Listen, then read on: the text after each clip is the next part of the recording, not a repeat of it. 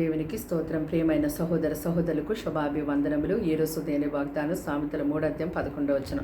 నా కుమారుడ యెహోవా శిక్షను తృణీకరింపవద్దు, ఆయన గద్దింపునకు విసుకవద్దు. చూడండి, గద్దింపు అంటే ఎవరికి ఇష్టం ఉండదు. పొగడతలంటే ఎంతో ఇష్టపడుతూ ఉంటారు.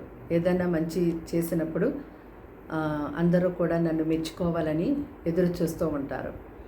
అయితే దేవుని యొక్క వాక్యంలో మనం చూస్తున్నాము, దేవుడు ఎవరినైతే ప్రేమిస్తున్నారో వారిని ఆయన తప్పకుండా గద్దించి శిక్షిస్తారంట.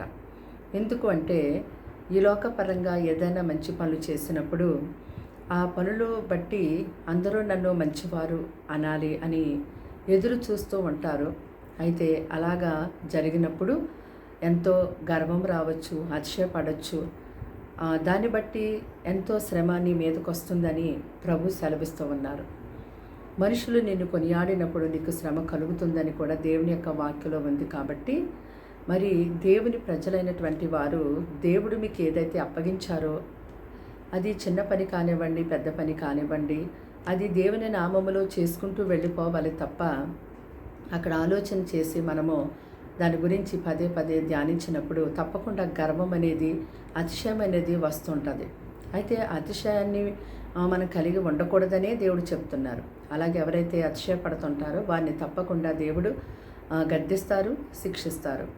ఎందుకంటే అది దేవునికి ఎంత మాత్రమూ ఇష్టం ఉండదు. మళ్ళా దేవుని వైపు తిరిగి ఆసక్తితో మారు మనసు పొందాలని దేవుడు గద్దిస్తూ ఉంటారు. అయితే దేవుడు నీకు ఇచ్చినటువంటి పనిని దేవుని మహిమార్థమే చేసుకుంటూ వెళ్ళిపో. దేవుడు ఒకవేళ నేను గణపరచాలంటే తప్పకుండా గణపరుస్తారు. మనుషులు ఒకవేళ నిన్ను ఇప్పుడు గణపరిచిన తర్వాత మళ్ళీ ఏదో ఒక సందర్భంలో తృణీకరిస్తారు. కానీ దేవుడు ఒక మనిషిని గణపరచాలనుకున్నప్పుడు ఆయన ఇచ్చే ఘనత ఈ లోకంలో ఏ మనుషుడు కూడా తీయలేడు. అది ఆ ఘనత పొందుకున్న వ్యక్తి ఏదైనా దాన్ని బట్టి ఆ ఘనతను పోగొట్టుకోవాలేమో తప్ప దేవుడు మాత్రం ఇచ్చినటువంటి ఆ బిరుదు, ఆ ఘనత ఎప్పటికీ కూడా దేవుడు తీసివేయలేడు. కాబట్టి దేవుని ప్రజలైనటువంటి మనము దేవుడు మరి గద్దించినప్పుడు ఆ గద్దింపును తృణీకరించకుండా, ఆయన శిక్షను తృణీకరించకుండా, ఆయన గద్దింపును బట్టి విసుకకుండా ఎంతో దేవునందు నిలిచి ఉండి సమస్త విషయాల్లో ప్రార్థన విజ్ఞాపన చేస్తూ ఆయన పెట్టే ప్రతి పరీక్షలో ఎంతో ఓపికతో సహనముతో ఓర్చుకుంటూ ఆ పరీక్ష నుంచి దేవుడు నన్ను ఎంతో గొప్పగా ఇంకా ఉన్నతమైన స్థితిలోకి నడిపిస్తారని ఎంతో నిరీక్షణతో ఎదురు చూస్తూ ప్రార్థన విజ్ఞాపనతో దేవునికి ప్రతిరోజు మన విన్నపాలు తెలియజేస్తూ ఉన్నప్పుడు తప్పకుండా ఆయన పరిశుద్ధ నామములో ఒక దినాన్ని దేవుడు మనల్ని స్థిరపరుస్తారు. గొప్ప బలమైన సాక్షులుగా మనల్ని నిలబెడతారు. ప్రార్థన. దేవా, నీకు స్తోత్రాలు స్తుతులు చెల్లిస్తాం తండ్రి. నీ బిడ్డలు మీ రక్తంతో కడిగి ముట్టి స్వస్థపరచండి.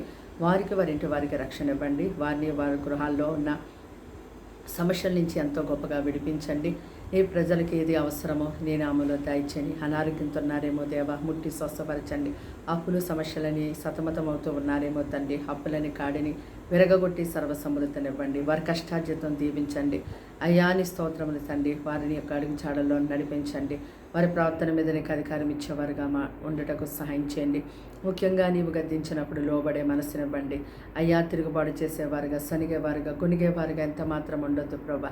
సరి చేసుకుని ప్రభా తండ్రి ముందు కొనసాగే భాగ్యాలు దయచేయండి. ఈ దినమంతా నీ సన్నిధి సహవాసం ఎంతో తోడుగా ఉంచి నడిపించి కృప చూపించమని సమస్తాన్ని నీకు అప్పగించుకుంటూ యేసు పరిశుద్ధ నామములో ప్రార్థన సమర్పించి వేడుకుంటున్నాం తండ్రి. ఆమేన్.